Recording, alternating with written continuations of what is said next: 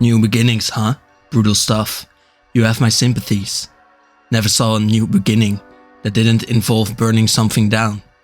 And if that metaphor sounds cute to you, I invite you to smell the wet ashes of a day-old fire and know that it's changed everything you loved, better than magic ever could. This particular new beginning, this particular bright and shiny sunrise, involved a dame walking into my bar with literal fire in her hands. You can guess how it went from there, and the place wasn't even open yet. I knew her, of course, we were friends once, Eleanor and me, but it was complicated, and I wasn't up to thinking about complications when she showed up in that gorgeous burgundy New Capennan tailor-made, a snake demon as thick as the sailor's rope twined around her arm, and aimed her hand at me. The snake was gorgeous, a bright new shed green, set off the suit like a treat. The thing shot a jet of flame from its mouth, hot as cremation in winter. With me, caught unawares. She couldn't miss, it was a warning shot. "Lady," I said, "I talk better when I'm telling a story." Best I could say about the line was that I accurately identified her as a lady. The flame hadn't caught. Just hit some glasses hanging behind the bar and melted them. I had my thunder bow in front of me, but I'd been tinkering with it. It was in no condition to draw on anything. Fortunately, Eleanor wanted to talk.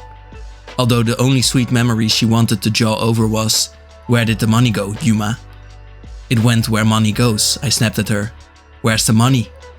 Where are the old kings and the dead gods? What are you doing here?" Eleanor and I were broke when we met. The two of us teamed up with some friends, her girlfriend Shadress and some other nice folks now dead or in jail. Because we had dreams, God help us. 7 different dreams maybe, but we pulled them and averaged them out. And what we came up with was this.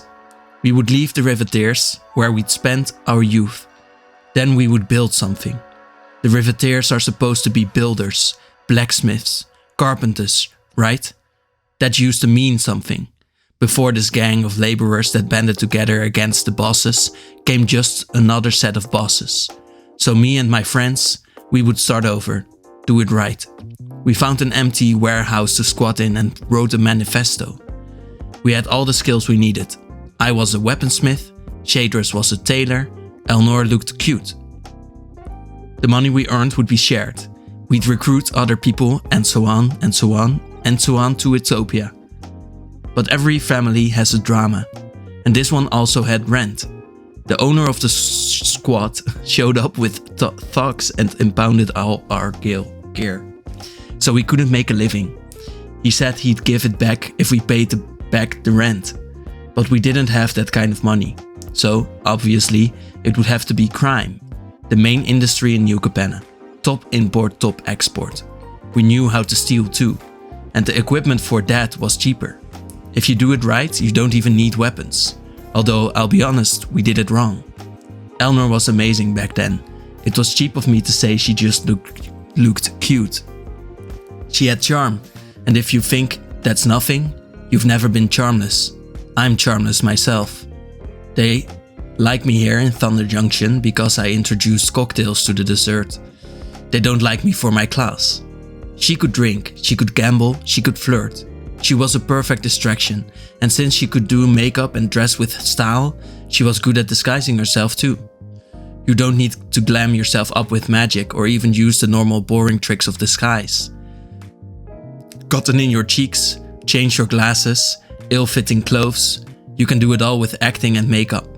They expect one kind of girl, but here comes another. Trust me, I tried hard to be a girl for a certain number of years. It takes skill. You have to function through the pressure of all that being looked at, the way people look at women, assessing, selecting, all without regard to whether you're selecting back. It's not why I had to remake myself as a man, but I have to admit, I was also bad at it. Eleanor was a genius, a natural. Function through being looked at. Put her in a room full of crime bosses and she could win a poker game naked. So, while Eleanor chatted up guards and croupiers and bank clerks, we blew safes and teased open vaults. We muscled our way through trains and on rickety bridges. Those were the days. I remember them in lights and sights. The sawdust on her workshop floor, how the sunlight made it sparkle. The stained velvets in the maestro's darkened parlor, as my hand learned how heavy gold is. New Capenna was a ruined town. Even new things were ruined there. I know because we were new and ruined. This went on for a couple of years. Oh, we got the rent money back pretty quick, but then we decided it would be safer and cheaper to own a building. That was Shadra's idea. Shadras, who was the exact opposite of Elnor and the exact opposite of me.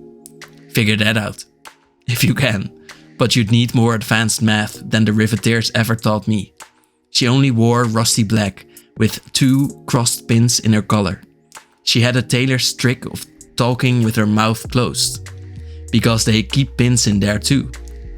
When she talked, it was never direct. It wasn't, we'll be stronger if we stick together. It was, the 2 sides of an arc are always falling toward each other. That's why it's strong. If we can be like that, we'll be alright. See what I mean? We were all disasters. We couldn't have stuck together if we tried.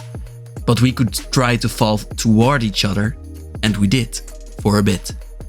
Anyway, that building was the worst call Shadras ever made. We borrowed the money to buy it. You can guess what happened next.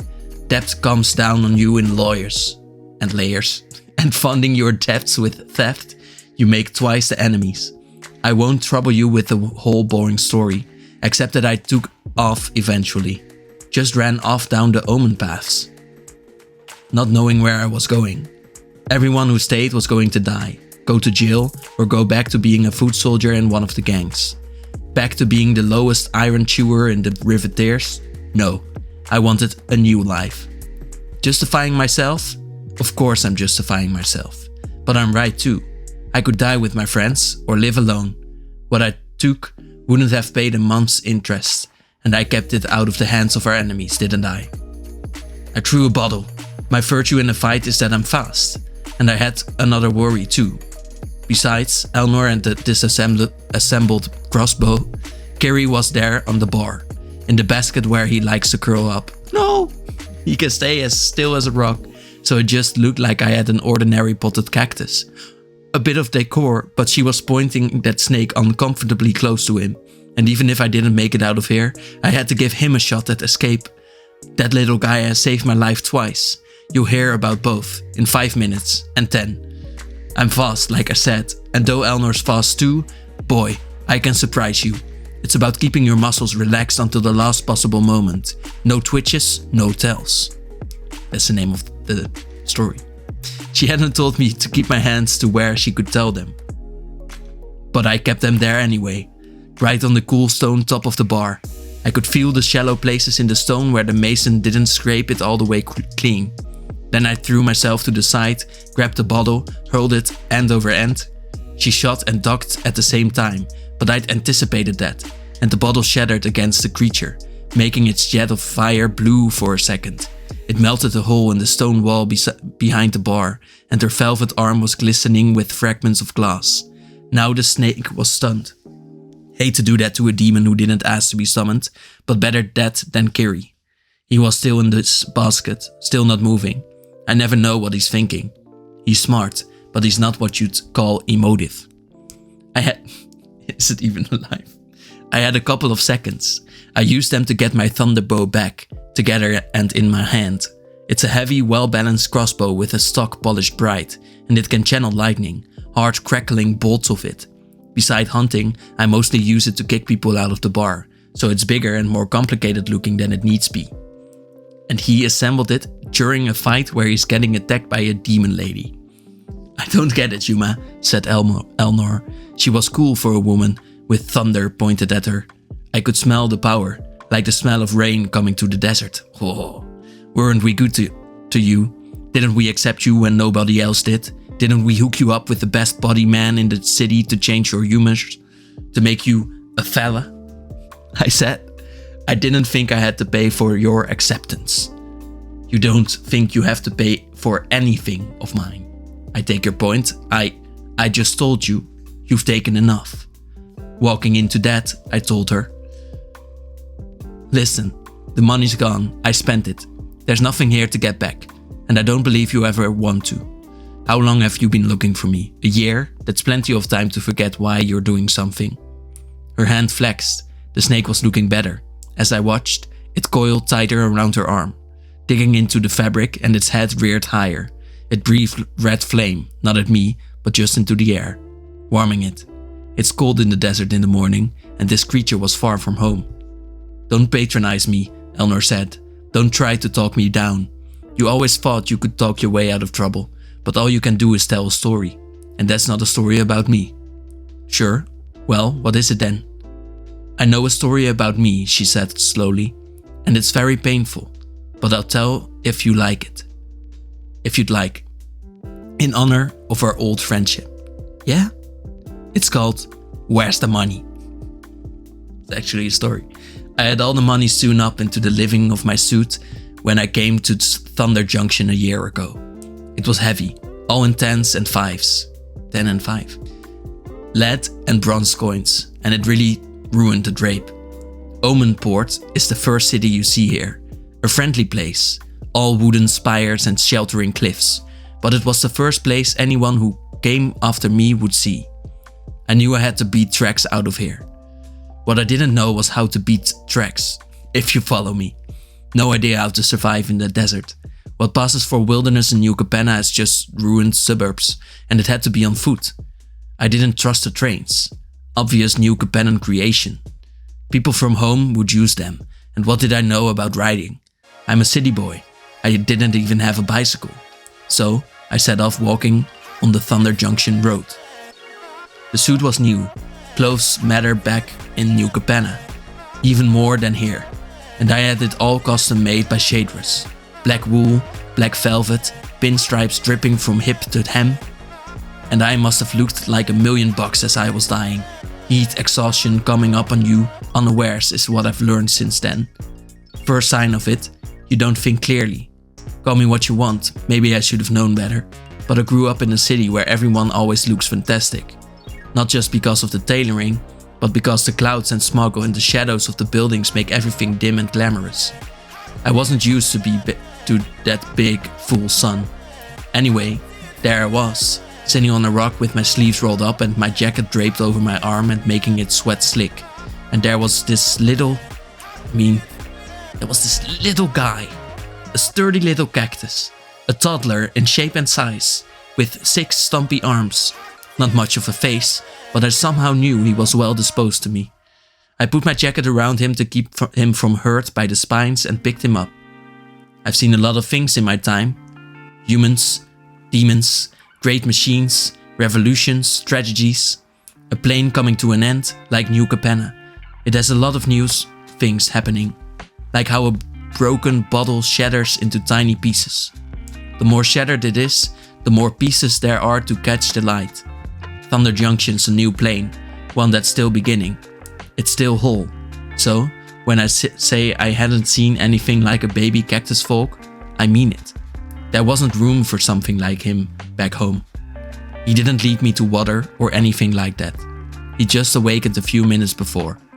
Didn't know how to do anything, but he took this shine to me. And being looked at in a friendly way made me see myself from the outside and ask what I needed. I figured water flowed down, so I looked for low ground. Low ground turned out to be a dry riverbed, cool water under the sand. So I lived. I told you, the money's gone, I said. Carrie had plenty of time and opportunities to run during that first little fracas, but he didn't run.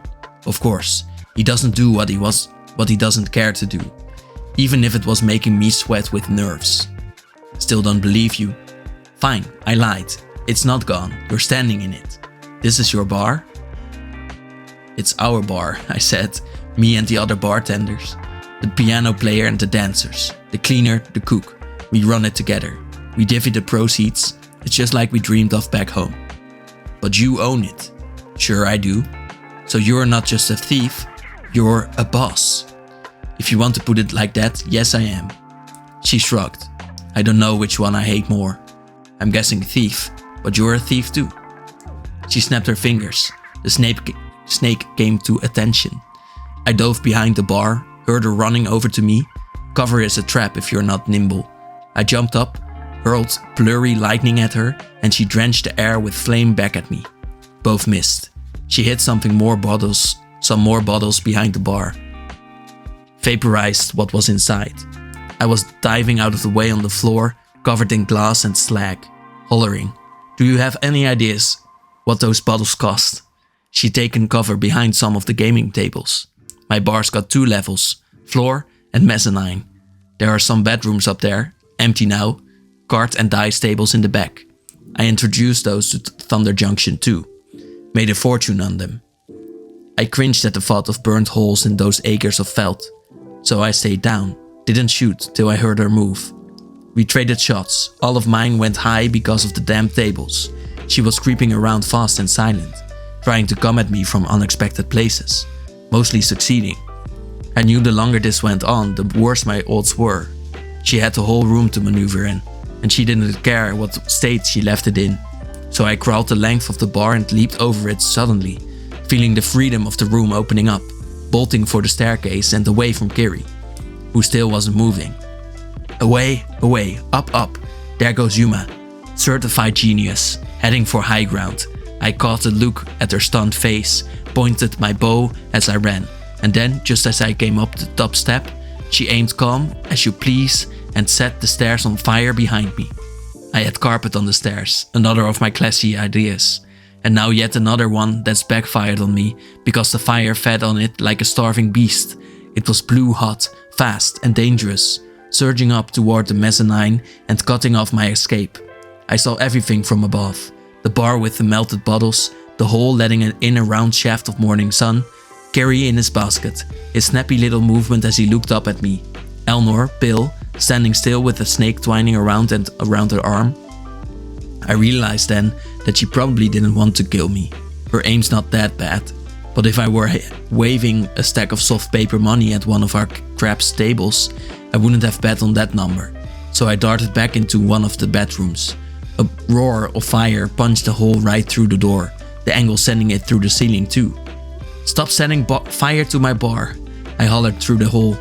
"Step toward the light and I won't have to." So here again is Yuma, certified and celebrated genius, the man on the cover of all the papers. The rooms on the second floor are all connected, right? That way you can make them into suites. Since they were all vacant, the doors were open for airing, meaning I could run soundlessly to another room and burst out the door, getting one good shot in. I ran, threw the door open, and there she was, standing on the bar in the filthy boots, aiming right at me. I raised my forearm instinctively against the jet of flame, felt the fire hit, and screamed in pain. It was an ugly burn, and it left an ugly scar, but it was nothing like it should have been. It should have gone straight through me. She didn't want to kill me, but she sure was psyching herself up to. Behind her, I could see Carrie perched in the new hole in the wall. I tried to signal my eyes, then with my face, then with my head, that he should go, hop out, get away, but he wouldn't move. Just stood there, watching me, like he was trying to convey something I wasn't cactus-like enough to understand. I'd been worried about drawing Elnor's attention to him, but she was just looking at me, puzzled. Flames were all around her now, the furniture was going up, the stairs were charcoal, and the tumbleweed thatch of the roof was half gone. In another few minutes, the place would be one big chimney, and still there was Carrie, sitting in that hole in the wall like it was a window seat I'd just built for him. "I'm not going to turn around," she told me patiently. "I know you're trying to fake me out. If someone's back there, they can't save you. Remember how I told you that it's funny, the thoughts that come to you in a fight? With my flesh singed, the little hairs burned away, my new friend patiently waiting for me to understand something, my old friend with her hair singed and wild, the snake rearing back from her arm. All I could think about was that train heist, back home in New Capenna. It was the beginning and the end for us, but it was a proud hour while it lasted. We were surrounded on all sides by brokers' muscle. They were flooding in from the car ahead and the car behind. All we had was speed and unpredictability, but that was Elnor's forte. She was dancing around them, using every part of that grimy third-class car. Seats were covered, the bars of the luggage shelves were for pulling herself up into the air. Light Fixtures were for rebounding bolts of magic, like trick shots in a pool. Nobody knew what she'd do next, and that was how we beat the odds for one more day. Real fights are all about rhythm. You try to anticipate your opponent's rhythm. You try not to fall into one yourself. It's that simple. The thing was, she could read my mind, because I had the same rhythm I always had. She knew me. Oh, we'd never been that close. In our old group, I was always better friends with other people. Eleanor was too good a time for me. But intimacy doesn't take love, it just takes practice. I wasn't familiar with her anymore though. She was fighting like someone else. She was fighting like Shadress. Calm, careful, waiting and thinking. And that meant that Shadress was dead, because you don't calm down that much, that fast, unless by way of honoring someone's memory. Shadress was the best of us. I never believed in moral authority until I met her. Well, I never believed in either one, morals or authority. She got depressed after the train job and kind of faded away, and we all started squabbling then, fell in separate directions. I think she knew that we'd all lost sight of the goal, when the goal was far away and the money was right there, but she really was the best person I ever knew. All this went through my head in 30 seconds, which is a long time. Eleanor was just watching me figure it all out. She was giving me the time for that, because revenge isn't any good if the person doesn't know why it's happening. But she was here for revenge, and I knew she wouldn't hold the next shot back. So, I did something she couldn't predict. I fired my thunderbow at the long mirror behind the bar. It shattered into a shower of lost money, raining down a curtain of shattered glass. Carrie was watching me through it, and I could tell that, in this quiet little way, he approved of whatever I was doing. Eleanor really did turn and look at that. She couldn't believe I'd wrecked my own place, even after she'd already wrecked it so thoroughly herself. Thoroughly. Then, among the brightness and the noise, and the choking, thick smoke of my investment, I leapt down and went after her hand to hand, attacking not with thunder or any kind of magic, but with my burnt fist and my undamaged one. We rolled around on the floor, grappling. With both hands I wrestled the snake demon off her and hurled it across the room. It was muscular and strong, but no more than any other animal. Same trick as with the bottle. Funny how these magical creatures sometimes only have defenses against magic. They're shocked by simple force, and Eleanor was the same. Well, yes, of course I could have just killed her. I didn't want to, that's all, and I was sure of that. It's the only way to guarantee you'll lose a fight. Go into it without knowing what you want out of it.